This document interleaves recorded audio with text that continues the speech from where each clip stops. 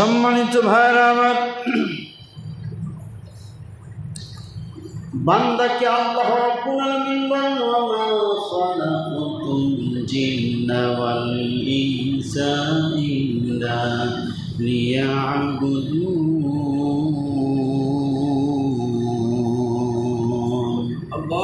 আল্লাহ পাক বলেন, আমি আল্লাহ এই পৃথিবীতে মানুষ আর জিনদেরকে প্রেরণ করেছি কেবলমাত্র আমি আল্লাহর দাসত্ব করার জন্য, গোলামি করার জন্য, ইবাদত করার জন্য। ভাইরা আমার, ফসল আমরা রোপণ করি, মৎস্যজীবী যারা তারা মাছ চাষ করি। আমার বন্ধুগণ, নির্দিষ্ট সময় পরে আমাদের ফসলগুলো যখন পেকে যায় তখন আমরা ফসলগুলি কেটে নিই, এরপরে মাড়াই করি। আল্লাহ ডাক দিয়ে বলে, বান্দা আমি আল্লাহ তোমাদেরকে দুনিয়ায় পাঠাইলাম, আমি আল্লাহ নির্ধারিত সময় দিয়েছি। এই সময় সম্পর্কে কেউ জানে না, জানেন কে? আল্লাহ। কারণ আপনার জীবনে কতটুকু সময় আল্লাহ দিয়েছেন আল্লাহই ভালো জানেন। এদেশের কোনো ওলামা ইকরাম জানেন না, আমার বন্ধুগণ কোনো মানুষ জানেন না, সাধারণ মানুষ জানেন না, কোনো প্রেসিডেন্ট জানেন না। সব মানুষগুলো কতটুকু সময় সীমা দিয়েছে এটা জানেন কে? এটা জানেন আল্লাহ। সুতরাং আমার বন্ধুগণ, আমার ভাইরা, এই দুনিয়াতে বাবা বেঁচে আছে, সন্তান বিদায় নিয়ে চলে যায়, সন্তান বেঁচে আছে, নাতি বিদায় নিয়ে চলে যায়, দাদা বেঁচে আছে, নাতি বিদায় নিয়ে চলে যায়, দাদি বেঁচে আছে, নাতি বিদায় নিয়ে চলে যায়। এ বন্ধু, আসার কিন্তু একটা সিরিয়াল আছে, আসার একটা শিডিউল আছে, টাইম টেবল আছে। যাওয়ার কোনো সময় নাই, লিমিট নাই। টাইম টেবল আছে কি না? সবাই বলতে হবে, বলেন আছে কি? এই জন্য দুনিয়া তো ক্ষণস্থায়ী জীবন, পরকাল হচ্ছে অনন্তকাল। পরকালীন জীবনে আপনাকে থাকা লাগবে। আমার ভাইরা, আমার বন্ধুগণের জন্য আল্লাহ পাক বলেন, কুল্লু নাফসিন যায়িকাতুল মাউত। প্রত্যেকটি প্রাণীকেই মৃত্যুর স্বাদ গ্রহণ করা লাগবে। জীবন যার আছে, মরণ তার আছে না নাই? সেটা হিন্দু হোক, বৌদ্ধ হোক, খ্রিস্টান হোক, মেথর হোক, চারাল হোক, মুসলিম হোক, অমুসলিম হোক, বেঈমান হোক, আস্তিক হোক, নাস্তিক হোক, সবার একদিন মরণ আছে না নাই? ওই মালিকের সামনে দাঁড়ানো লাগবে। আমার বন্ধুগণ, আমার ভাইরা, যে বিষয়টি আমি আপনাদেরকে সামনে কথা বলতে চাই, দুনিয়ার জীবন পরিত্যাগ করার পর 6টা সেকশনে বান্দাদেরকে উপনীত হওয়া লাগবে। কথা বলেন, কয়টা? 6টা। আরো জোরে বলেন, কয়টা? 6টা। 6টা সেকশনে বান্দাদেরকে উপনীত হওয়া লাগবে। দুনিয়ার জীবনে যদি বান্দা ভালো কিছু করে দিতে পারে, বন্ধু, 6টা সেকশনে মুক্তির ব্যবস্থা করে দিবেন কে? আরো জোরে আওয়াজ দিয়ে বলেন, কে? আমার বন্ধুগণ, মানুষগুলো মারা যাবার পর প্রথম যে সেকশন, সেই সেকশনের নাম হচ্ছে কবর। নাম কি বলে? কবর। বান্দা মারা যাবার পর স্বজনেরা উত্তম রূপে গোসল করাইয়া, কাপড় পরাইয়া এই বান্দাটাকে সৌন্দর্য মণ্ডিত করার পর, আমার বন্ধুগণ, বান্দাকে সর্বপ্রথম যেই জায়গায় রাখা হবে ওই জায়গাটার নাম হচ্ছে কবর। ভাইরা, আমার বন্ধুগণ, আমার আল্লাহর হাবিব বলেন, কবর বড় ভয়ানক, কবর বড় মারাত্মক। বন্ধু, আপনি আপনার জীবনটাকে যদি ভালো পথে চালান, কবর আপনার জন্য জান্নাতের টুকরা হয়ে যাবে। আপনি যদি আপনার দুনিয়ার জীবনটাকে ভালো বানান, কবর আপনার জন্য জান্নাতের টুকরা হয়ে যাবে। আপনি আপনার জীবনটাকে যদি মন্দ পথে চালান, কবর আপনার জন্য জাহান্নামের টুকরা হয়ে যাবে। আমার বন্ধুগণ, আমার ভাইয়েরা, আল্লাহর হাবিব বিশ্ব নবী বলেছেন, কবরে সর্বপ্রথম বান্দারে জিজ্ঞেস করা হবে, বান্দা বলো, দুনিয়ায় নামাজ আদায় করেছিলে কিনা? এই প্রশ্ন বান্দা যদি সঠিকভাবে উত্তর দিতে পারে, উত্তর প্রদান করতে পারে, বান্দা মা পেয়ে যাবে। কবরের জিন্দেগিতে আল্লাহ তাকে ছাড় দিয়া দিবে। আমার বন্ধুগণ, এরপরে মুনকার নকিরের কথা শুনেছেন, তারা সওয়াল জবাব করবেন। আরও আমার বন্ধুগণ ধারাবাহিক কবরের অনেক আলোচনা লম্বা, অত কথা বলতে গেলে আমি আমার 6টা পয়েন্ট শেষ করতে পারবো না। এজন্য ভাইরা আমার, ইদুল উসমান রাদিয়াল্লাহু তাআলা কবর দেখলেই বেশি বেশি কান্নাকাটি করতেন। নবীজির সাহাবী উসমান ডাক দিয়ে বললেন, উসমান, তুমি কবর দেখলে, তুমি তো রাসূলুল্লাহর একজন জলিলুল কদর সাহাবী, কবর দেখলে কেন এত কান্নাকাটি করো? উসমান রাদিয়াল্লাহু তাআলা বলেন, মানুষ মৃত্যুর পর প্রথম মঞ্জিল হচ্ছে কবর।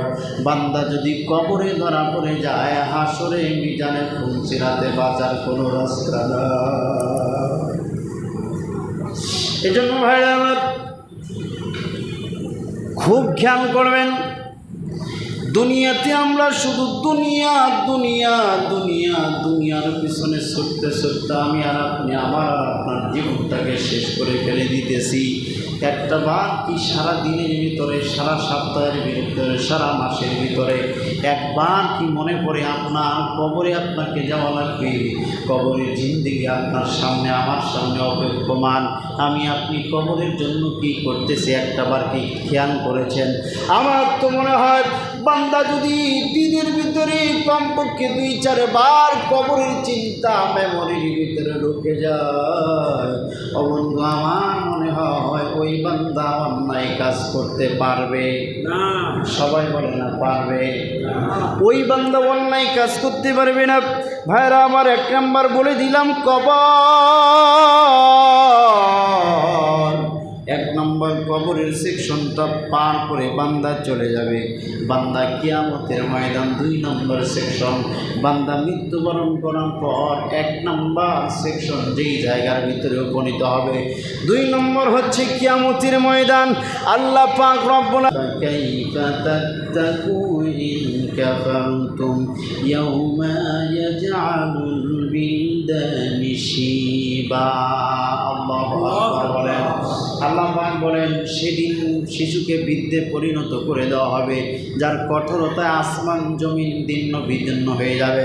আল্লাহ পাক আর এক জায়গায় বলেন, ইয়াউমা তারাউনাহা তাজহালু কুল্লু মুরদিআতিন আম্মা আরদাআত ওয়া তাদউ কুল্লু যাতিন হামলিন হামলাহা ওয়া তারান নাসা সুকারা ওয়া মা হুম বিসসুকারা ওয়ালাকিন আযাবাল্লাহি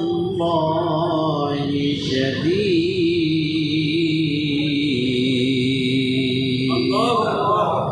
আল্লাহ রাব্বুল আলামিন বলেন, ডাক দিয়া বললেন, নবী, কিয়ামতের ময়দানটা এমন ময়দান, এমন একটা সময় যেখানে বান্দাদের উপনীত করা হবে। বান্দারা মাতালের মতো হয়ে যাবে, ছুটতে থাকবে, দৌড়াইতে থাকবে, কিন্তু তারা মাতাল হবে না। আল্লাহ ডাক দিয়ে আমার নবী, আপনি তাদের লক্ষ্য করে দেখলে মনে করবেন তারা মাতাল হয়ে গেছে, মাতালের মতো অবস্থা বিরাজ করবে, কিন্তু ওরা মাতাল না। কিয়ামতের বিভীষিকাময় ময়দান দেখে ওরা পাগল পারা হয়ে যাবে, ওরা মাতাল না। আল্লাহ আযাবের ভয়ে তাদের এই অবস্থা শুরু হয়ে যাবে। তাহলে ভাইরা আমার, কিয়ামতের ময়দানটা সহজ না কঠিন? কিয়ামতের ময়দান বড় কঠিন জায়গা। এ যুবক, এই জন্য দুনিয়া থেকে বিদায় নিতে হবে, প্রত্যেকেরই বিদায় নেওয়া লাগবে। 1 নম্বর সেকশনে বান্দা উপনীত হবে, যেই সেকশনের নাম হচ্ছে কবর। 2 নম্বর সেকশনে শুধু ইঙ্গিত দিয়ে যায়, টাচ দিয়ে যায়, কথাগুলো খেয়াল করেন। 2 নম্বর যে সেকশনে বান্দা মৃত্যুর পরে উপনীত হবে, সেই সেকশনটার নাম হলো কিয়ামত। কিয়ামত দিবসে বান্দাকে উপনীত হওয়া লাগবে। এরপরে আমার বন্ধুগণ, 3 নম্বর যে সেকশনে বান্দারা উপনীত হবে, আল্লাহ পাক বলেন, ফামাইয়ামাল মিসকালা যাররাতিন খায়রান ইয়ারা ওয়া মাইয়ামাল মিসকালা যাররাতিন শাররান ইয়ারা। বলেন তো কথাটা। আল্লাহ পাক বলেন, فمن يعمل مثقال ذرة شرا يرى ومن يعمل مثقال ذرة خيرا يرى ومن يعمل مثقال ذرة شرا يرى আল্লাহ পাক বলেন কিয়ামতের সেই ময়দানে আল্লাহ পাক হিসাব নেবেন। হিসাব নিকাশ 3 নম্বর অপশন হচ্ছে বান্দাকে আল্লাহ 3 নম্বর সেকশনে দাঁড় করাবেন। দাঁড় করায় আল্লাহ ডাকতে বলবে, বান্দা বল দুনিয়াতে 50 বছর 60 বছর 100 বছর 20 বছর 30 বছর হায়াত দিয়েছিলাম বান্দা, আমি আল্লাহ আমি আল্লাহর গোলামি করার জন্য প্রেরণ করেছিলাম। বান্দা বলো ও বান্দা এই দুনিয়াতে 3 নম্বর সেকশনে আল্লাহ ডাক দিয়ে বলবে কি আমল করেছো, কি ভালো কাজ করেছো, উপহার দাও। আল্লাহ পাক বলেন সেদিন এমন একটা অবস্থা দাঁড় করা, ফামাইয়া আমাল মিসকাল যাররাতিন খায়রান ইয়ারা ওয়া মাইয়া আমাল মিসকাল যাররাতিন শাররান ইয়ারা। এক যারা পরিমাণ নেকের কাজ যেটা করবে, যা করবে ওইটা আল্লাহ ধরবেন কি ধরবেন না বলেন? এক যারা পরিমাণ ভালো কাজ করলে আল্লাহ বিনিময় প্রদান করবেন।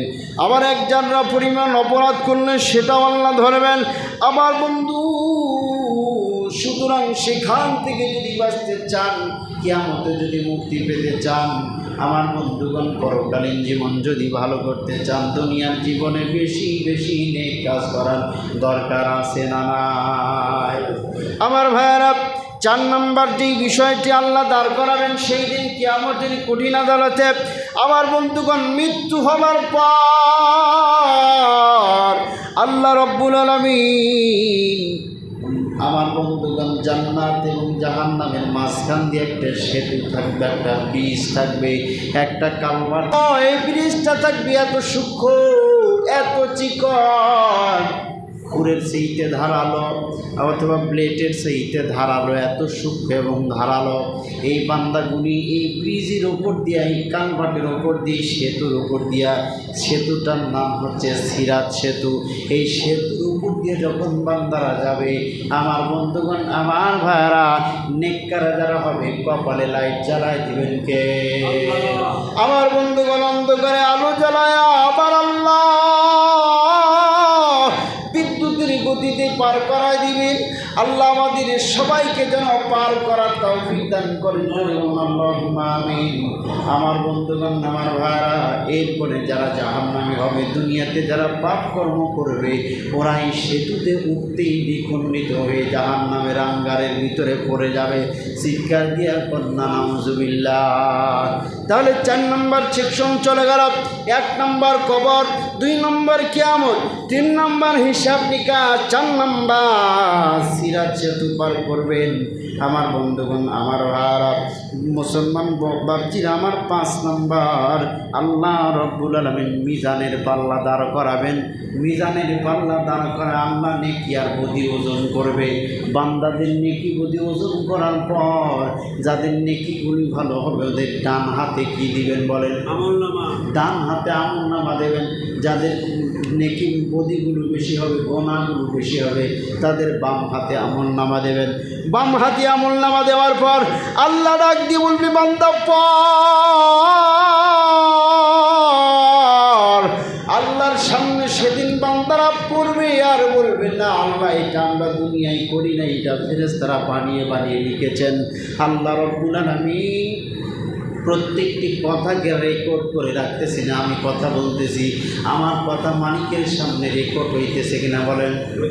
আমার বন্ধুগণ আল্লাহ পাক রেকর্ড করে রাখতেছেন। ওই দিন ফিল্ম বের করে, ক্যামেরা বের করে আল্লাহ দেখাবে, বান্দা দেখ অস্বীকার করতেছি সেই যে আমি আল্লাহ তোর প্রত্যেকটা কথাকে রেকর্ড করে রেখে দিয়েছি। আমার ভাই আমার বন্ধুগণ আল্লাহ ডাক দিয়ে বলবেন, ফেরেশতারা যা যা আবার এই বান্দাগুলির জাহান্নামে পাঠায় দি। আমার বন্ধুগণ যাদেরকে ডান হাতে আমলনামা প্রদান করবেন তাদেরকে আমার আল্লাহ জান্নাতে পৌঁছায় দিবেন। আমার বন্ধুগণ 5 নম্বর, আমার বন্ধুগণ 5 নম্বর হচ্ছে আর একটা অপশনে আল্লাহ, 6 নম্বর আর একটা অপশনে আল্লাহ দাঁড় করাবেন। সেই অপশনটা হচ্ছে চূড়ান্ত অপশন।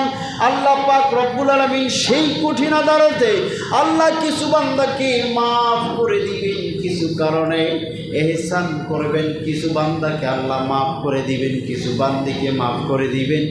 মাফ করে দিয়ে আল্লাহ জান্নাতে মেহমান বানায় দিবে। আবার দুনিয়াতে বড় বড় ইবাদত গুজার কিছু বান্দা আছে যারা তারা দুনিয়াতে মনে করেছিল আমরা ছাড়া আর দুনিয়াতে থেকে কেউ জান্নাতে যেতে পারবে না, আমি একমাত্র জান্নাতে, আর কেউ যাইতে পারবে না। আমার বন্ধুগণ অহংকার প্রদর্শন করেছিল। আল্লাহ পাক কেমন কিছু বান্দা বান্দিদেরকে জাহান্নামে পাঠায় দিবে। চূড়ান্ত একটা অপশন, 6 নম্বর অপশনের নাম হচ্ছে চূড়ান্ত অপশন। এই চূড়ান্ত অপশনে গিয়ে আল্লাহ কাউকে মাফ করে দিবেন, কাউকে, আমার বন্ধুগণ, কারো দোষ ত্রুটি কারণে আল্লাহ কাউকে মাফ করে দিবেন, আবার কাউকে জাহান্নামে পাঠাবেন। 6টা অপশনে বান্দা কিয়ামতের দিন নয় মৃত্যুর পর 6টা অপশনে উপনীত হয়ে এরপরে জান্নাত অথবা জাহান্নামে চলে যাবে।